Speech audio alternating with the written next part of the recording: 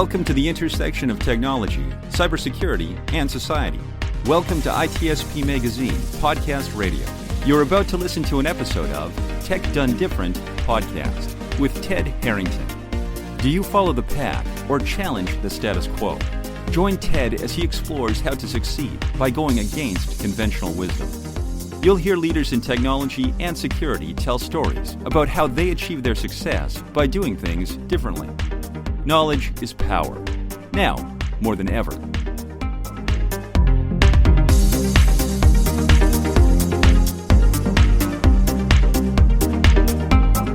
Hey everybody, and welcome to another episode of Tech Done Different. As always, I'm your host, Ted Harrington, and with me here today is our special guest, Tom Kuzler, the CEO of AWeber. Tom, thank you so much for being on the show. Thanks for having me, Ted. Now, Tom, as you and I were chatting about getting ready to prepare what we were going to maybe focus on today, you brought up something that so quickly piqued my interest, and I think we could start talking about responsible disclosure. And what's interesting about this is that you mentioned that you guys have set up a responsible disclosure program, and I'm super fascinated by your experience of it because as a security research company, we're always on the other side of it. Like, how do we help companies and how do we go through responsible disclosure in ways that work for them? So maybe we start there, and then we can see where the conversation goes. But maybe just briefly introduce kind of what your company is and does so that the listeners have context, and then tell me why you set up a responsible disclosure program. Sure. So as you mentioned, I'm the CEO of AWeber. We're an email marketing platform for small businesses and creators around the world. So we service about 200 to 250,000 users around the world in all kinds of, whether they're YouTubers, bloggers, retail establishments, you name it, plumbers, like we've got everybody. And so we are developing a software platform that is used by thousands of people every day, like right this second. Our engineering team is constantly releasing new features and so forth. So we have about 100 team members. A good chunk of them are software engineering that's in-house. So obviously, software and security and best practices are important things to us. So we, trying to think, it was about a year and a half ago or so that we released a responsible disclosure program for the first time. Like, we'd always gotten bug reports from outside, whether it was a bug or whether it was an actual security issue, and have always promptly responded to those and resolved those issues as any responsible software provider should. It wasn't until that more recent where we kind of like formalized that process and actually put documentation out there for the different kind of categories of exposures that we had, and like what the best practices were for disclosing them to us and the general public, and what to expect from us basically when you said like, hey, you got an issue over here. Okay, now what?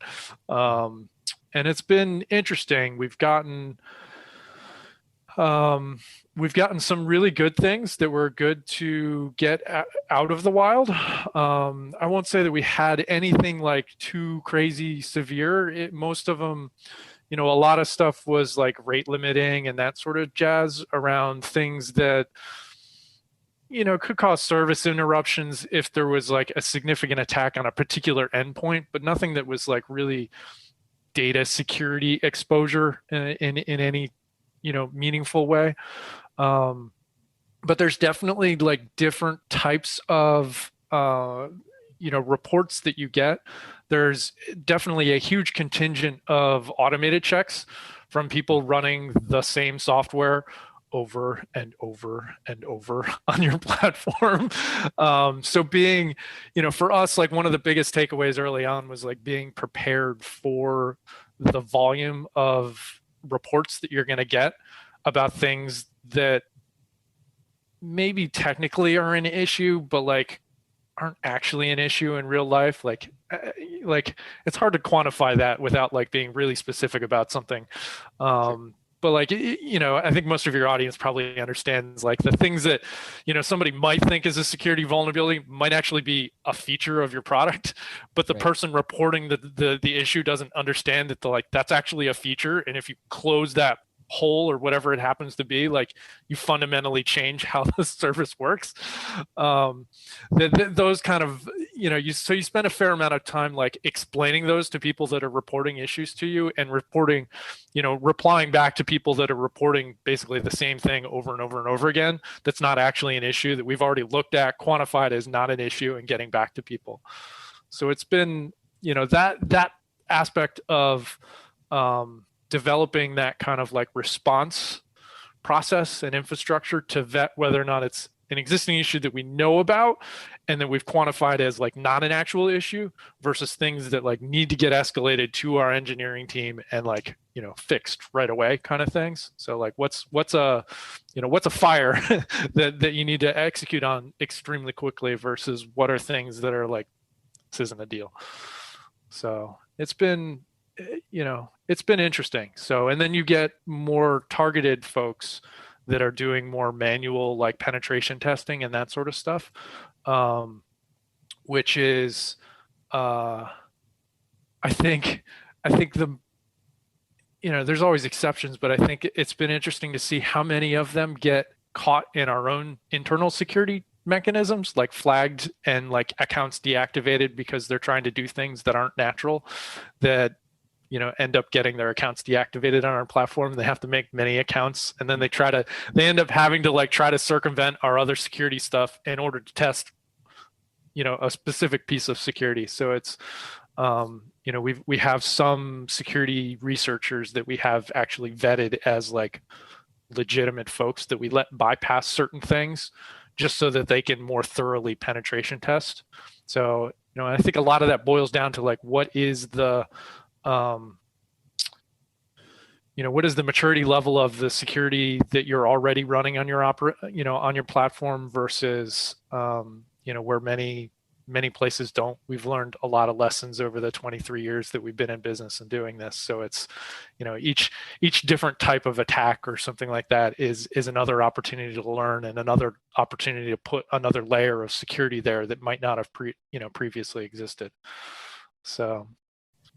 Okay, that's cool. So what I'm hearing you talk about, Tom, there's a lot of things actually in what you just said that I want to talk about, but there's a few in particular that jumped out to me. One, you talked about context. Another, you talked about the distinction between automated versus manual. And then the third was the distinction between, vetted partners that you might work with. So through the course of the conversation, I think we'll wind up hitting all of them, but let's start with context. That was the first thing that you were mentioning, where you're getting vulnerabilities reported to you that's in the context of your business model isn't a problem. The researcher might not know that. Is it accurate to say that, based on what you just said, that that's the sort of majority of what you're receiving, or how do you filter those out? It's hard to say if I would quantify it as the majority, but it's definitely a noisy contingent of it. I think the first part to filtering some of those out is putting them in your docs. Hey, we've identified this area of our software as like, this is the way it's supposed to work. And you might think there's like, JavaScript injection there. We allow JavaScript in there intentionally. So kind of having that upfront documentation, but also realizing most people don't actually read your documentation that thoroughly beforehand. Yeah. But if you can have your documentation be representative of what you're going to then say back to somebody, it always helps. So that, and then, we have kind of our first line of defense or our first line of triage, I think is probably a better way to describe that, is some of our technical team that interfaces with our customer solutions team. So they're used to dealing with like customer issues and that sort of stuff. And they kind of are the in between like our CS team and like our backend engineering team, just so that they can kind of be in that like jump around focus, not lack of focus kind of period, versus like our engineers that are working on product features, backend upgrades, et cetera, are often like heads down and don't want to deal with the like day-to-day, minute-to-minute kind of interruption that new emails, new reports or something coming in can require, and that context switch, trying to avoid that context switch. So like having one or more people that are dedicated to that has been helpful to avoid the interruptions to our core engineering team that don't need to be interruptions. That's really fascinating. So if I'm understanding you correctly, you're saying that you sort of segment the duties a little bit, even within the people who are responsible for the security actions. Is that the way that you handle? Yeah. This? Yes. Yeah. And you do that in order to reduce or potentially even eliminate some of the switching costs that go from different types of security response activities.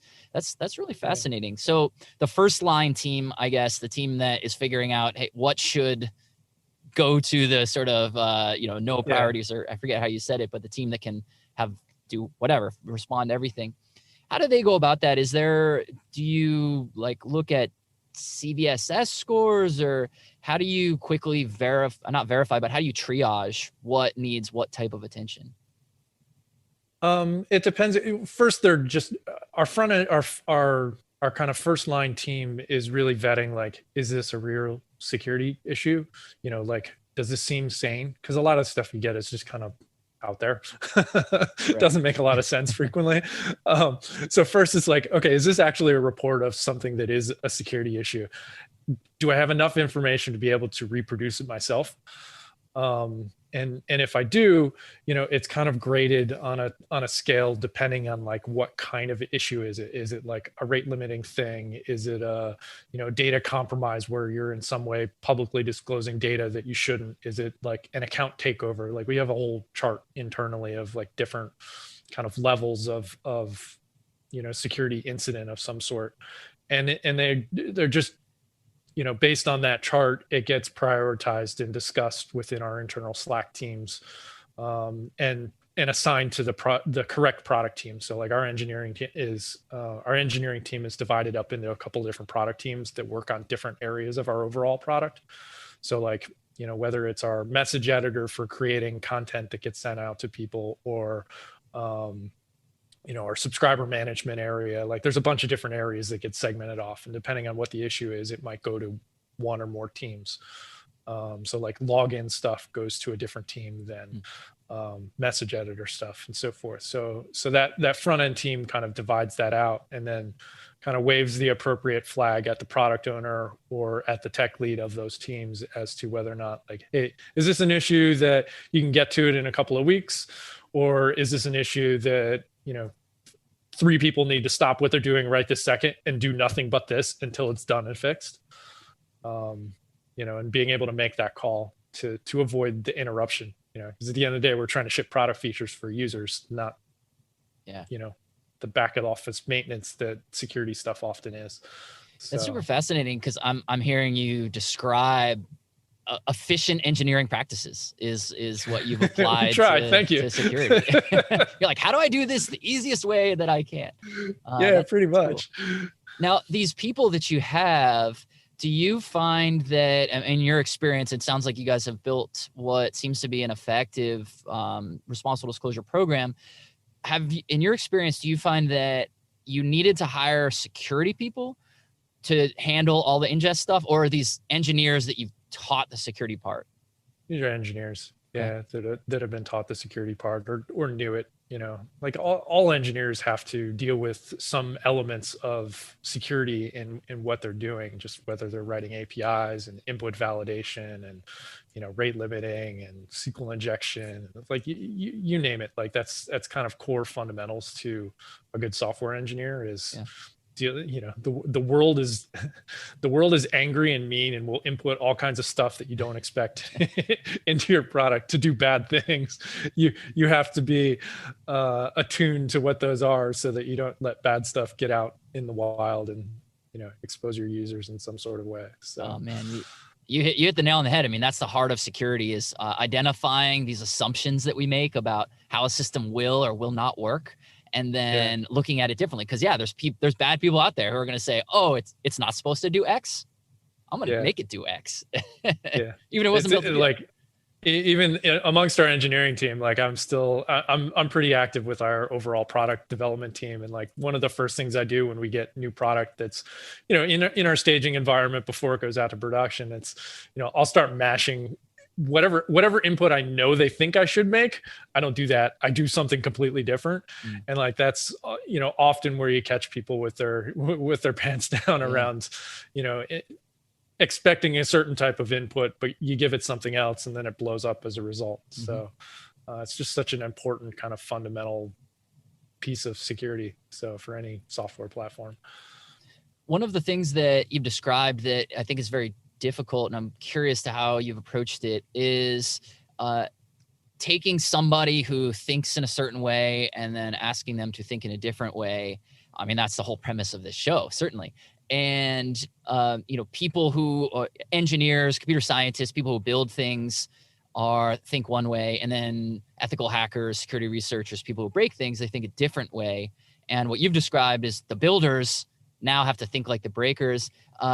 How have your people dealt with that? I mean, that's certainly, there's some dissonance there. I think for a lot of people, it's like, it doesn't match that line of thinking. How do your people do it? I think obviously some people are better at it than others.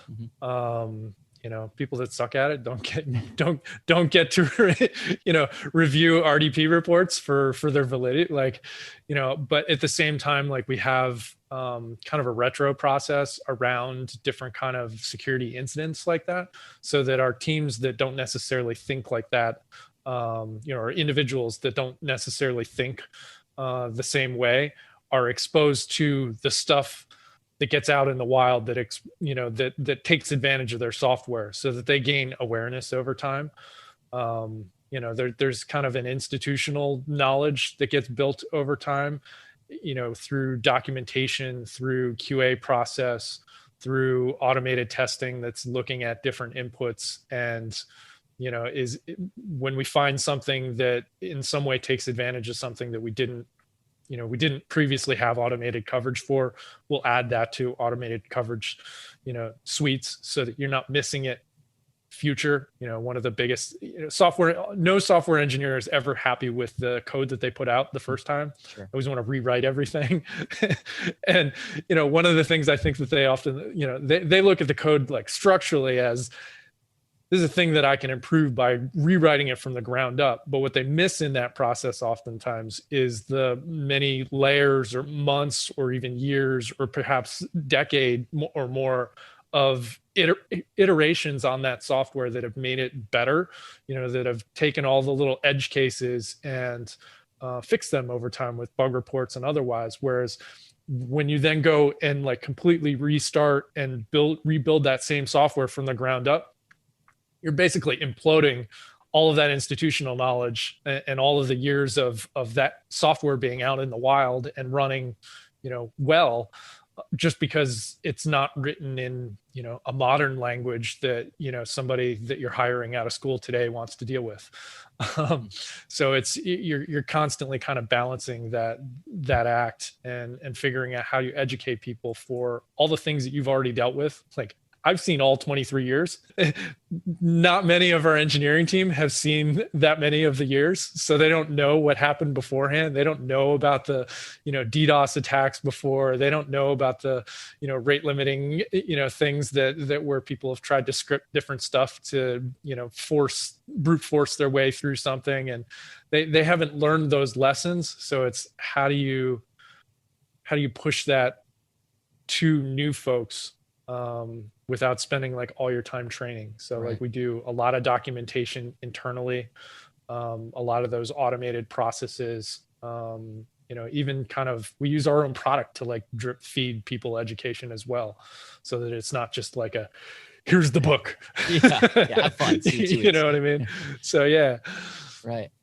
So that's interesting. And certainly automation is an interesting element to this too. And you brought up earlier that you note the difference between sort of the overwhelming sometimes series of automated results that you might get from your responsible disclosure program versus the more manual ones.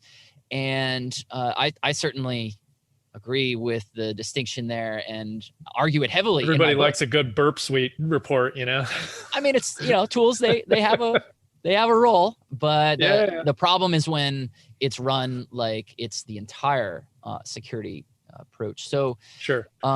When you're seeing more manual results come in, what's your experience with those? It sounds like these are maybe they take your business context into better consideration. These are maybe more sophisticated issues. What's your experience when you receive the more manual type results? The more manual ones tend to have, I don't have the specific data in front of me at the moment, but like kind of anecdotally based on the data that I've seen from our team, I'd say most of the manual ones that we get have tended to come from somebody that had an automated exposure before that has been paid out in some way. Like we've paid them, a disclosure, kind of thank you fee. Yeah. And those folks, they tend to look at it as like, hey, this is a good company that when I disclose something of value, they compensate me accordingly. And so those folks that we've paid out in the past tend to do more manual analysis, which, leads to a better disclosures, going forward. So it's making sure that you're appropriately compensating people for the time that they're investing to like look at your platform closer than anybody other than your own team is going to look at it. Like your customers don't look at your product like that. Right. And it really requires that special mind to be able to look at it and kind of dissect things and kind of go from there. But I think valuing their time turns into them spending more time that's more valuable for us in the long run. I just heard you describe such an incredibly powerful sentiment. And I want to make sure that we state this again, because there is so much nonsense out there where researchers are investing their time and effort, submitting vulnerabilities to companies, and companies oftentimes don't respond. Sometimes when they do respond, they refuse payment. And this usually is happening in sort of a mistaken implementation of vulnerability disclosure programs or bug bounty programs.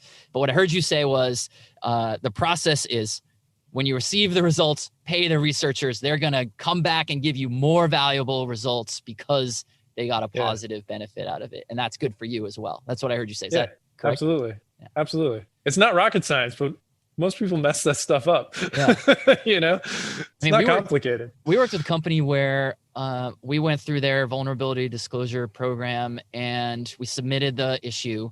They acknowledged the receipt of the issue. Then they said, well, this issue already exists. So we're not going to pay you and you're prevented from talking about it. And we're like, you have to compensate a researcher in one of two ways, right? Either you got to pay them the money or you got to allow them to talk about it.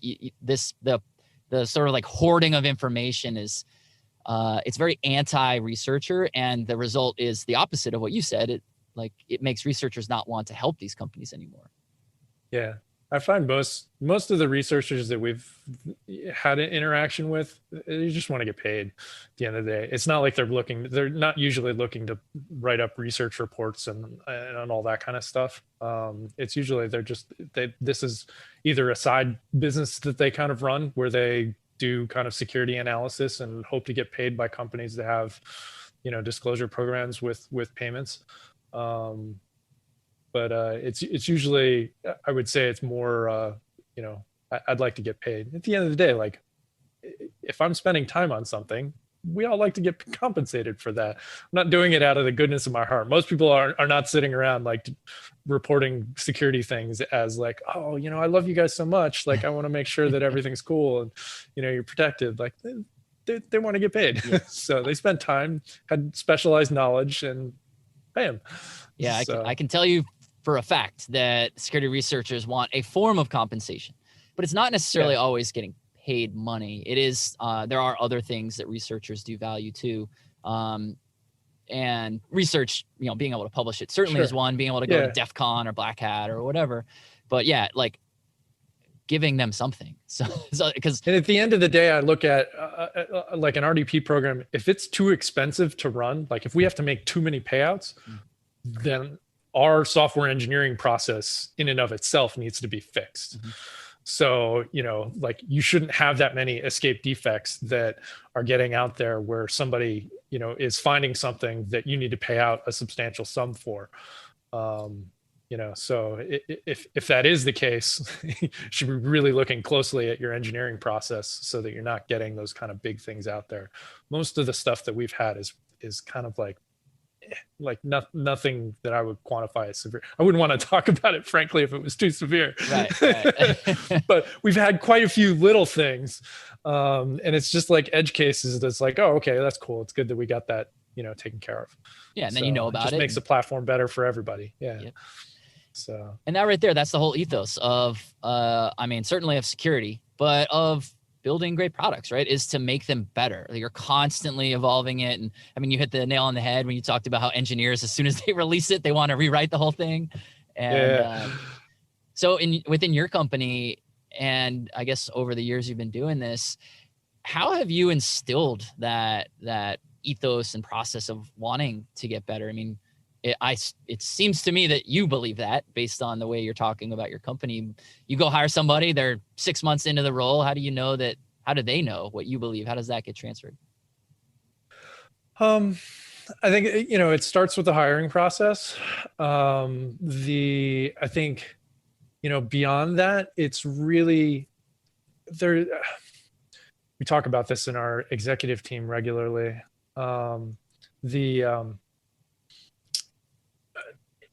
It kind of comes down to like the things that people do without being told to do them. Like it's the ownership of issues and moving something forward, not because somebody told you that you needed to do that, but because you recognize that it needed to be done and you kind of own that process and move that forward. I think that's, for us anyway, those are the people that are adding the most value to the organization and, are being the best stewards of what of their craft. It's kind of the overall passion that somebody has for what they do. If you're just showing up to like work on Jira tickets and go home at the end of the day, like, yeah, like I guess that technically qualifies you as like a software engineer, but like have some passion for what you're doing, and it's passion not just for like writing good code. It's also passion for the problem set that your code solves and like helping our end users at the end of the day and like understanding what our end users are doing and what their problems are, so that you can as an engineer, you can take your talents as an engineer and apply them to solve our customers' problems by actually understanding our customers' problems and not just like reading what our product owner or UX team might have written about how a customer uses it, but like asking enough questions to understand how Mary or Catherine or Joe is actually using the product to solve the problems. Because oftentimes an engineer can suggest hey, there might be an easier way to do this. Feedback comes from many different angles. So I think it's hard to quantify. Engineers want to quantify everything. It's really hard to quantify, but when you see it, you know it. And I think it's important to highlight and constantly praise the people that are showing those key traits. And then for the ones that aren't, constantly be pointing out why they're not the ones that are getting the praise, and be explicit. Like, I think too many people avoid uncomfortable conversations just because it makes them a little uncomfortable, but ultimately they don't get better as a result of just like giving the softball review and giving the softball like, hey, good job, that was great. Yeah. But you could have also done this, this, and this to make it even better. So I often am accused of ignoring the 90% that is really awesome and focusing on the 10% that needs improvement. So it can be both good and bad. Yeah. Well, that's certainly good advice, right? I'm going to interpret some of what you said here, but to point out, say that was good, more of that, and that was bad, less of that. And those are effective coaching techniques, is what I'm hearing you say, to help, cultivate the right behaviors that you're looking for. Yes, absolutely. And you mentioned this idea that I think is really cool about making sure that, starting from the problem and understanding the customer's problem, be passionate about solving the problem. What's the advice for the members of our audience out there who maybe think they understand their customer's problem, but maybe haven't thought yet about how to probe deeper into understanding it, maybe at levels that they don't yet understand? You've been solving this particular problem for your customers for 23 years. So you've certainly probably thought about it in a number of different ways. How have you adapted that over time, and sort of what's the advice to others trying to understand their customer's problem? I think, obviously, like, first and foremost, talk to customers. Like, just have a conversation. Like, exactly what we're doing here today. Just talk to people, ask questions, be inquisitive, like, want to understand why. Particularly in the software world, there's I think too many people are quick to take, a customer asking for feature X and saying, we need to go build feature X, versus really understanding what the problem is that the customer is trying to solve with feature X. Because oftentimes the thing that you build to solve that problem could be entirely different than what they initially asked for, and could probably be a lot better by really understanding what they're, kind of gets into some of the, product building products and product vision and that sort of thing. But I think at the end of the day, for engineers specifically, more of your audience here is just talk to the actual end users that are using the thing that you're building. Go-betweens, whether it's product owners, UX folks, UI folks, designers, like, they're valuable and they can aggregate many people's, opinions and feedback and data from that, the research data there. But there's nothing that beats a conversation with an actual end user. Like we call it, I'm blanking on the acronym. It's internally it's SEEKS. It's like customer engagement. I'm butchering it. Your team's they'll laugh at me later. They'll laugh at me when they see this. Yeah, totally. But basically, it's a program where we have our engineering team actually works directly with our customer solutions team, where they are actively directly helping our customers and kind of shadowing our CS team live, whether it's on phone, live chats, emails, etc. So they see like end user problems and can talk about it with our customer solutions team. And ask questions of like, hey, does this happen a lot? Like, what are the circumstances of this happen? So that when they go back to building whichever product team that they're on and the area of the product that they're focusing on, they can say like, hey, as an engineer, that problem that we were having earlier today that, Catherine has also said that like 10 other people have had the same issue in the last week. Like, that's actually like a 3-minute engineering fix. Like, it's one, git merge and poof, it's out in production and it solves a problem for a bunch of people, versus like it bubbling up through the product process and non-technical people having to realize like, oh, that's actually a really simple thing. Like an end engineer can look at it and say, that's a really simple thing. And so having that customer context can help iterate your product a lot faster than if you were just kind of gated off behind that whole product development process. So I, particularly in a smaller company, like we're 100 people, but we're still small enough where everybody can touch all the different areas of the business. And I think that you build better software the more connected you are with the end users. Yeah. So just getting rid of those bottlenecks is so key. I hear you, man. Well, Tom, you've been absolutely incredibly fascinating to talk to. Thank you for spending our time here together today. As we wrap up, one last question for you. Any final parting thoughts that you want to share with our audience? Parting thoughts with your audience. Yeah, goodness. I would say just like whatever the thing is that you're not starting because you think that there's some particular bottleneck around starting it, like just start it. I feel like so often we bottleneck ourselves on these preconceived, like, oh, I can't do it because of this reason, this reason, this reason. Forget about all of them and just do something, because something is better than nothing.